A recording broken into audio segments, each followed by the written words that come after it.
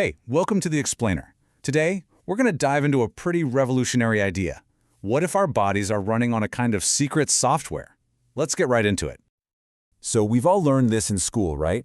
Our DNA is the ultimate instruction manual for building us. Every single one of our cells has the whole blueprint. But if that's really true, why can't we regrow a lost finger like a salamander can? Why does true regenerative medicine still feel like it's so far off in the future? Well, it turns out the answer is that the blueprint, it isn't the whole story, not even close. For decades, medicine has pretty much been obsessed with this hardware-only view of the body. You know, the idea that if we just understand all the genes and all the molecules, we can fix anything. But this way of thinking is starting to hit some serious walls. I mean, think about it. We have mapped the entire human genome, which is an absolutely incredible achievement. And yet, we're still struggling with the biggest challenges. We can't really repair most birth defects. We can't just regrow a kidney. Our best cancer treatments are basically poisons, and we definitely can't stop aging. So the really crucial point here is the genetic hardware alone just isn't enough. Okay, now take a look at this little creature, the planarian flatworm. Its DNA is a total disaster. It's chaotic, it's jumbled up, a real mess. Now, if you're thinking hardware only, this thing should be a train wreck. But it's the complete opposite. This worm has biological superpowers. You can chop it into pieces, and each piece will regrow a whole new worm. It's super resistant to cancer, and it seems like it doesn't even age. This amazing paradox tells us that something else, something beyond the raw genetic code, has to be calling the shots. So if it's not just the hardware, then what is it? Well, this is where we have to shift our whole perspective. We need to start thinking about the body less like a machine and more like a computer running some really sophisticated software. And this is a massive change in thinking. The old view sees the body like a complicated clock. If a gear breaks, you have to go in there and physically replace that one specific broken gear. But the new view, it sees the body as a collective of intelligent cells that are all working together. They form a problem-solving network that we can actually communicate with. We can give it new goals, like, hey, heal this wound, or even rebuild this organ. Now, when we say intelligence here, let's be clear, we are not talking about consciousness or thinking like a human does. It's a much more basic, functional definition. It's the ability to solve problems to reach a goal. You know, your thermostat is intelligent in this way. Its goal is to keep the room at 70 degrees, and it figures out how to do that, whether it's freezing or boiling outside. Our cells are doing the same thing, just on a scale that is unbelievably more complex. And the examples of this intelligence in action are, well, they're just mind-blowing. Scientists have done some really wild stuff. They've surgically scrambled all the parts of a tadpole's face, the eyes, the mouth, everything. And you know what happens? It just remodels itself back into a perfectly normal frog face. They've made newt cells way too big, and the newt just builds perfect organs using fewer cells.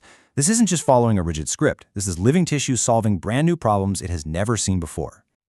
Okay, so if our cells are this amazing problem-solving team, how do they coordinate? How do they all agree on how to build an arm or an eye? What language are they speaking? The answer is bioelectricity. And you know, we usually think of electricity in the body as just being for the brain and our nerves. But it turns out that's just a specialized high-speed version of a much older system. Every single cell in your body is constantly talking to its neighbors using a language of electrical signals. This is the software. This is the communication network that lets trillions of individual cells act as one single organized whole. And here is a just stunning example of that. In a developing embryo, long before the genes that build an eye are even turned on, a very specific electrical pattern appears right where the eye is supposed to go. It's like an electrical ghost, a bioelectric blueprint that acts as a scaffold, telling the cells, okay team, build an eye right here. The software lays out the plan, and then the genetic hardware gets to work. This is where it goes from being cool science to something out of a sci-fi movie. We can actually hack this software. Scientists decoded that specific electrical pattern for build an eye. Then, they used special proteins to recreate that same exact signal in some of the tadpole's gut cells. And what happened? The gut cells got the message and they executed the command. They built a complete working eye right there on the tadpole's stomach. We didn't have to tell them how to do it, we just gave them the top-level instruction, and the cell's collective intelligence figured out all the details. So as you can see, this is way more than just a cool experiment. This ability to speak the body's native language, to literally write to our biological software, It opens up a radical, and I mean radical, new future for medicine. So let's look at a common problem. You have a single faulty gene, a hardware problem, right? And it causes a devastating birth defect. In this case, a really badly formed brain in a tadpole. The old way of thinking would be to try and fix that gene itself, which is incredibly difficult. But look at this. By going in at the software level, by using drugs to briefly restore the correct bioelectric pattern for a healthy brain, the cells get the right instructions again. They completely override the bad instructions from the faulty hardware, and they build a perfectly normal brain, even though the broken gene is still there. It's like fixing a software bug to make the hardware work properly. It's just amazing. This new perspective could even change how we understand cancer. In this quote, it's just profound.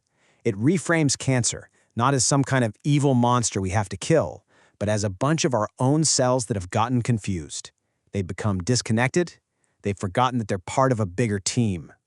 So the theory goes that every cell has what's called a cognitive light cone. You can think of it as its horizon of goals. Healthy cells have a huge cone. Their goal is to work together to build and maintain the entire body.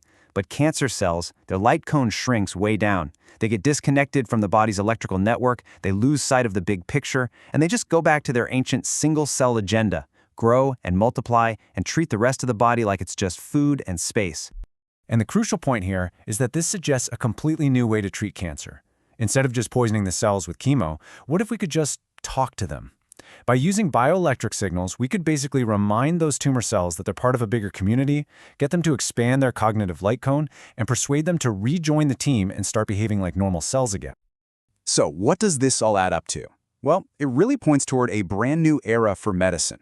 One that's a lot less about brute force chemistry and a lot more about smart, subtle communication. This is what people are starting to call second-order medicine. First-order medicine is all about micromanaging, forcing a cell to do exactly what we want. This new approach is about collaboration. It's about figuring out the right signals to persuade the body's own collective intelligence to do the healing, and then letting its built-in wisdom handle the complicated stuff.